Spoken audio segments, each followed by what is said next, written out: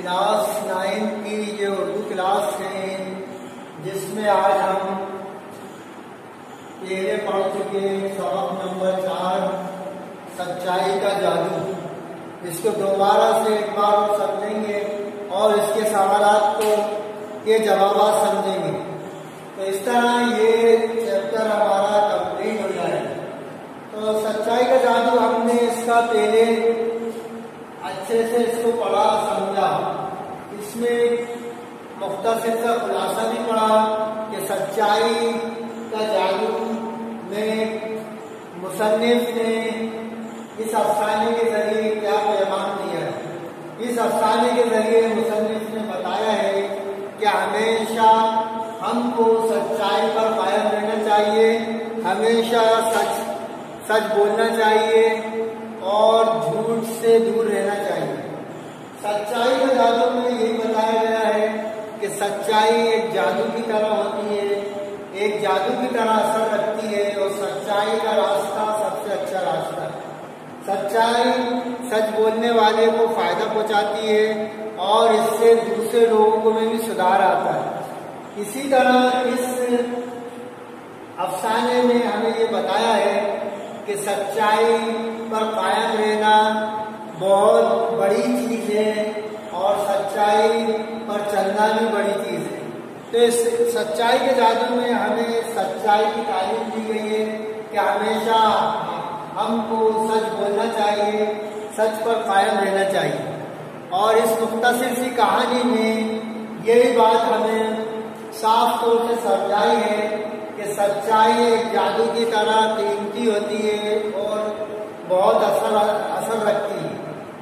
जिस तरह इस अफसाने में सच बोलने की वजह से छोटे भाई के सच बोलने की वजह से बड़ा भाई गलत रास्ते, बुरा रास्ता यानी बुरी सोबत, डाकाजनी वाला काम छोड़कर एक अच्छे रास्ते की तरफ आ जाता है। तो इस मुख्तसर सी कहानी को एक बार हम लोग समझ लेते हैं ताकि हमें कोई कमी ना रहे और इस कहानी को, इसके खुलासे को हमेशा याद रखें। सच्चाई का जादू में ये बताया है कि किसी एक गांव में दो भाई रहते थे। बहुत पुरानी बात है, एक गांव में दो भाई रहते थे।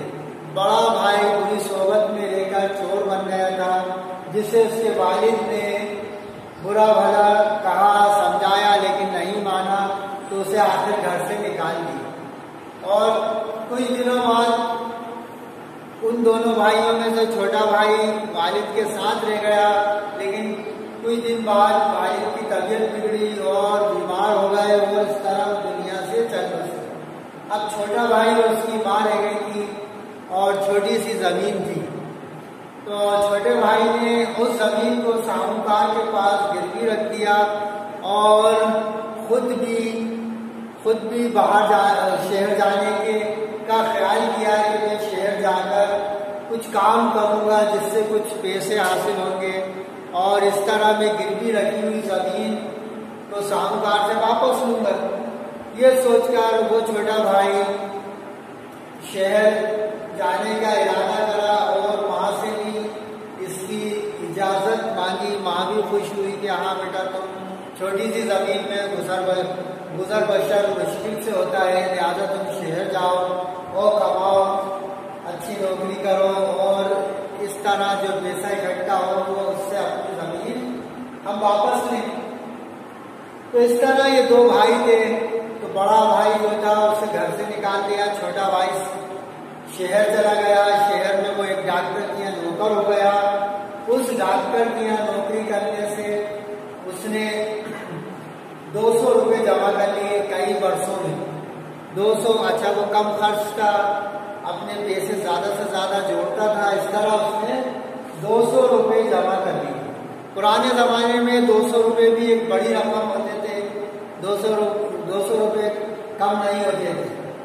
तो इस तरह वो 200 रुपये जब हो गए तो उसने कहा अब मैं अपनी जमीन साहूकार से वापस लूंगा जिसके पास गिरवी रखी है। ये सोचकर उसने अपने मालिक यानी डॉक्टर से इजाजत ली कि मैं अब गांव जाना चाहता हूँ और अपनी जमीन वापस लेना चाहता हूँ।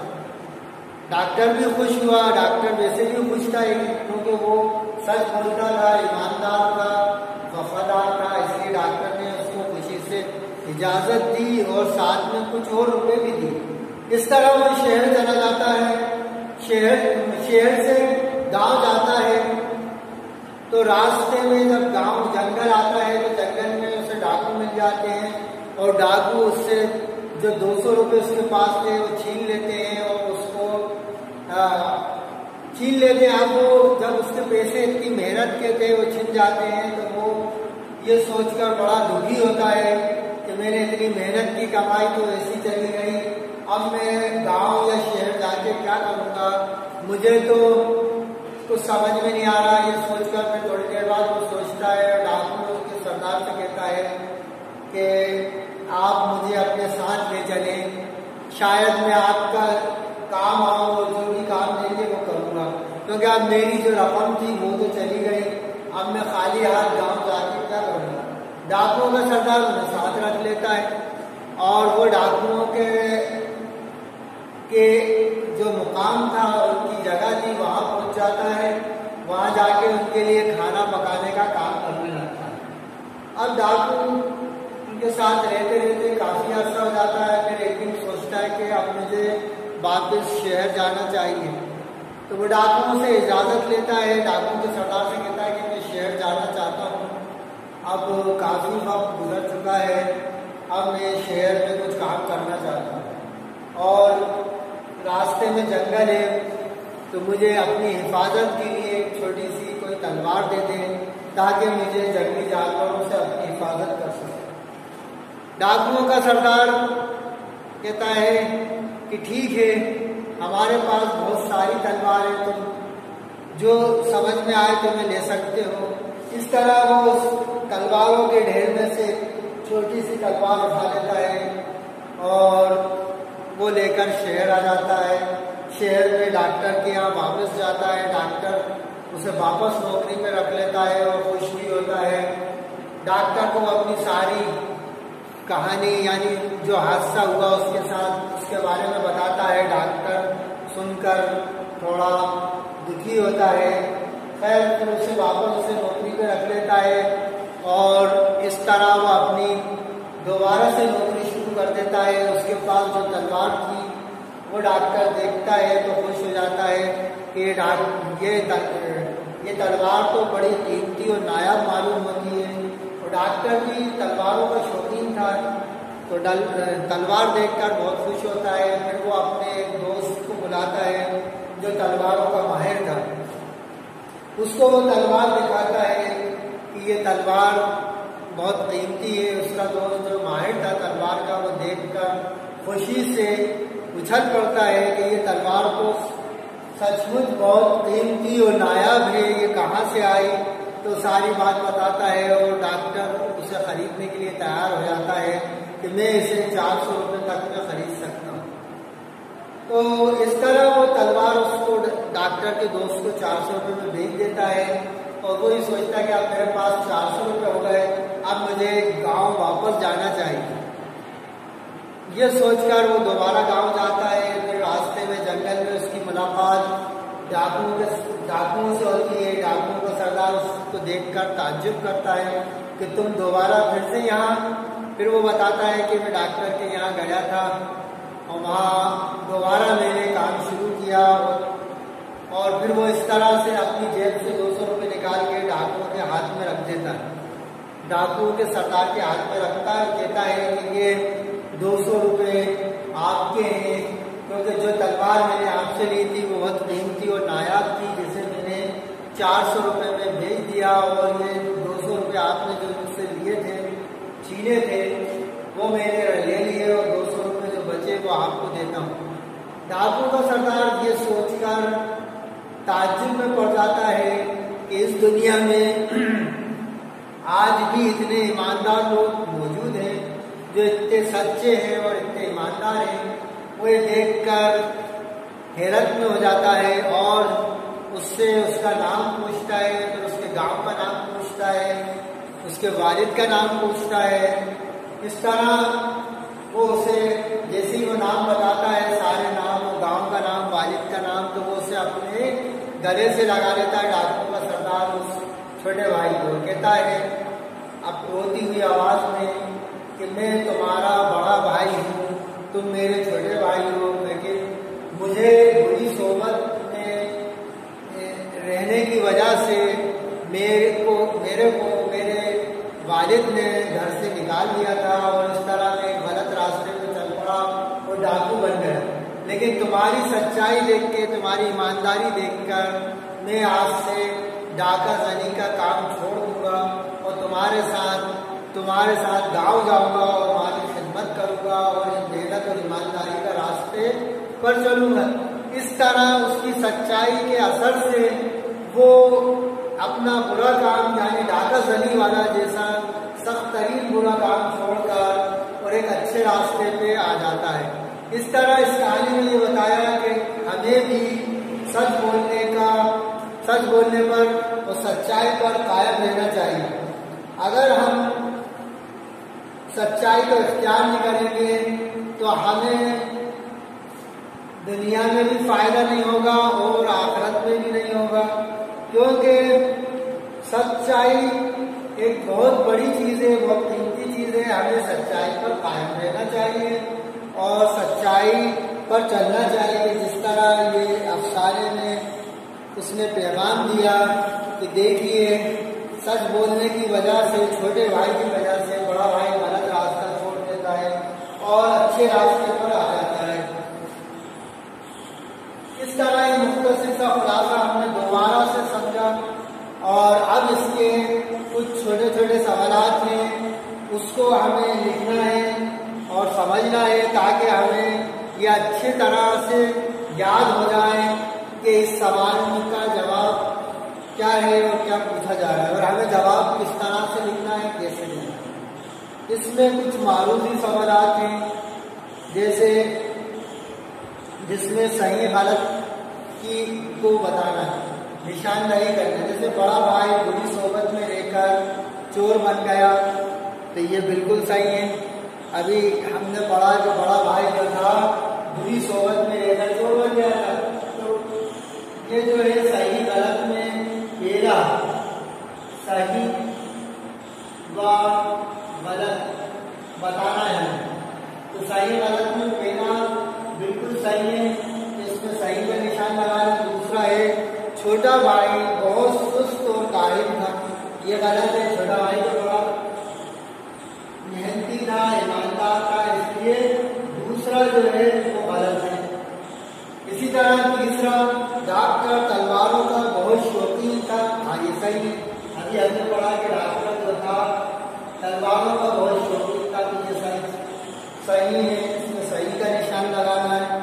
नंबर 4 छोटे भाई ने तलवार बेचने से इनकार कर दिया, तो ये गलत है क्योंकि वो तलवार को बेच के उसने 400 रुपये हासिल किए और अपने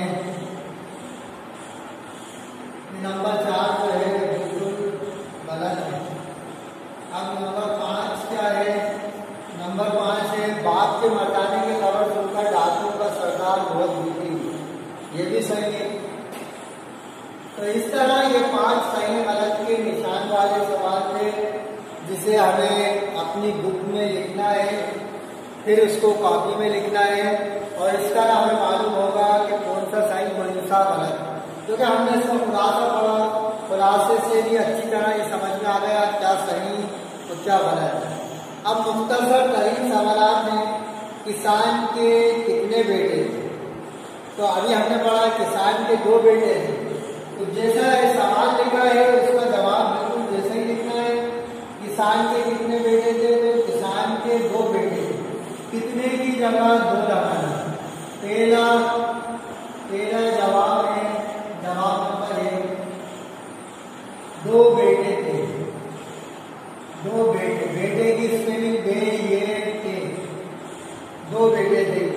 तो ये मुख्तसर तरीन था, सिर्फ 2 बेटे लिखना है सवाल के बीचों बीच। किसान के कितने बेटे थे? 2 बेटे थे। अब दूसरा सवाल है डाकुओं का सरदार कौन था?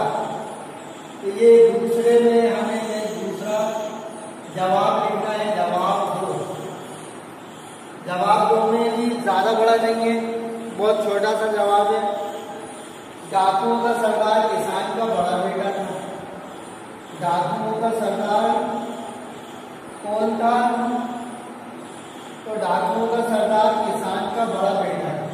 किसान, किसान लिखना आना चाहिए, किसान का बड़ा बेटा, बड़ा बेटा,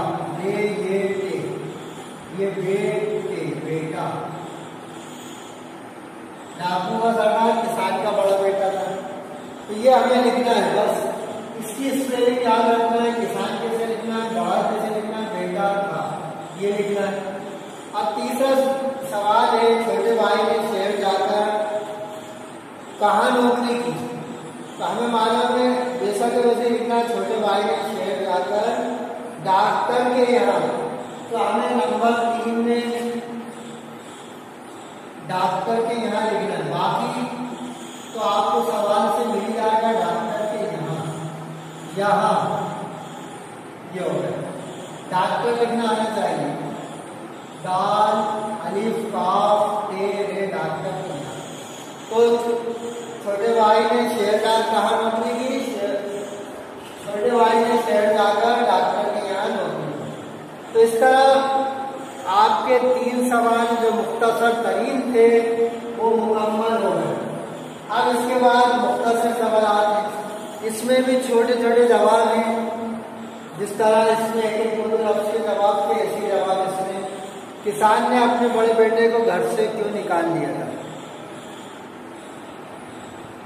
तो जैसा कि वैसे लिखेंगे, किसान ने अपने बेटे को घर से इसलिए निकाल दिया था क्योंकि बड़ा बेटा बुरी सोबत में रहकर चोर बन गया। क्योंकि करके हमें लिखना बड़ा बेटा। नंबर 4, क्योंकि बड़ा बेटा, बड़ा लिखना, बड़ा बेटा, बेटा बार बार आ रहा है इसलिए सही लिखना है। बेटा बुरी सोबत, बुरी बाप के पेशे, बुरी सोबत में रहकर, ये आपको लिखना है। सवाल मुझसे और जवाब जो मैं लिखवा रहा हूँ ये लिखना है और इसमें मुकम्मल जवाब बनाना है। मैंने जो इसमें जवाब में जो अल्फाज इस्तेमाल करना वो लिखे, यानी ये बाकी का सवाल से लेना है। किसान ने अपने बड़े बेटे को घर से निकाल दिया था, तो आप इस तरह लिखेंगे, किसान ने अपने बड़े बेटे को घर से इसलिए निकाल दिया था क्योंकि बड़ा बेटा बुरी सोबत में रहकर चोर बन गया।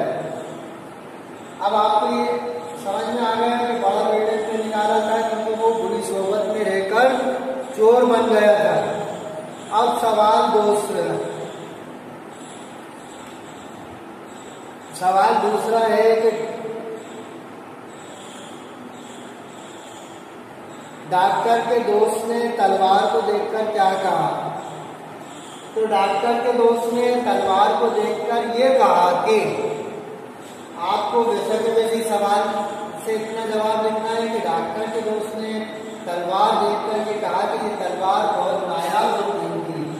अब ये जवाब लिखने के बाद 5वां या मुख्तसर का दूसरा हो गया।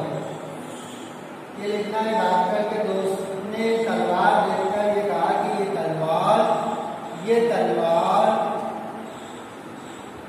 बहुत नायाब किसके लिए? नून अलीफ, ये अलीफ ये नायाब और कीमती है, कीमती बड़ा काफ से है ये। तो जो सवाल में पूछा गया वैसा के जैसे जवाब शुरू होगा, जो अल्फाज जुड़ेंगे वो ये जुड़ेंगे। ये तलवार बहुत नायाब और कीमती। इस तरह मुख्तसर सवालात के 2 जवाब शुरू हो गए आपके, 1 और 1, 2। और इसमें मैंने 4-5 लिख दिया था। ये मुख्तसर तरीन यहाँ तक से 3 तक, और ये मुख्तसर सवालात का पहला, ये दूसरा। तो आपको मालूम होगा कि क्या करना है। इस तरह से आपको जवाब लिखना है। डॉक्टर के दोस्त ने तलवार को देखकर ये कहा कि ये बहुत नायाब और कीमती है, और पहले सवाल में मुख्तासिर ने क्या पूछा था कि किसान ने अपने बड़े बेटे को घर से क्यों निकाल दिया था? तो किसान ने अपने बड़े बेटे को इसलिए घर से निकाल दिया था क्योंकि वो बुरी सोहबत में रहकर चोर बन गया। अब ये मैंने इतना लिख दिया। इस तरह आप जवाब कंप्लीट करके लिखेंगे, दोनों 4-4 बार लिखेंगे ताकि आपको अच्छे से याद हो जाए और स्पेलिंग भी याद हो जाए और लिखने में कोई दुश्वारी ना आए। इसको अगर आप लिखेंगे नहीं तो ये याद नहीं होगा, इस स्पेलिंग में दिक्कत आएगी, आप भूल जाएंगे और लिखना मुश्किल रहेगा। ये अक्सर एग्जाम में सवाल आएंगे तो आपको वहाँ दुश्वारी आएगी।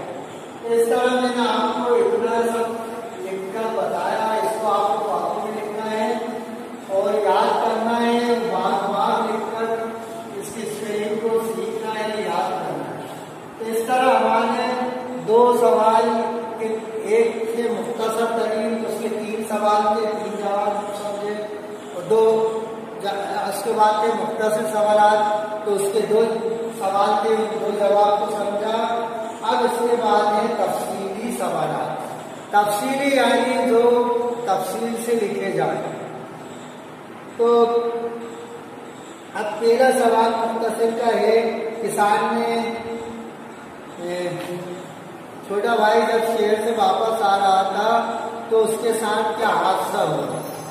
छोटा भाई जब शहर से वापस आ रहा था तो उसके साथ क्या हादसा हुआ, इसके बारे में लिखना है। तो उसके साथ एक बुरा हादसा पेश आया कि उसे रास्ते में जंगल में डाकू मिले और डाकुओं ने उससे जो 200 रुपये की रकम जो उसकी बरसों की मेहनत की कमाई थी उसको छीन लिया और इस तरह उसे यह हादसा पेश आया। तो हमें इस तरह इसका जवाब लिखना है कि डाकू छोटे भाई जब शहर से वापस आ रहा था, इसे डाकुओं ने घेर लिया और इससे तमाम रकम छीन ली। तो इसका जवाब बहुत आसान है। छोटा भाई जब शहर से वापस आ रहा था तो क्या हादसा हुआ? जैसा कि उसी में छोटा भाई जब वापस आ रहा था, जवाब नंबर 1, छोटा भाई जब शहर से वापस आ रहा था, इससे डाकुओं ने घेर लिया और इसे डाकू दाल अलीफ काफ वाव डाकुओं ने घेर लिया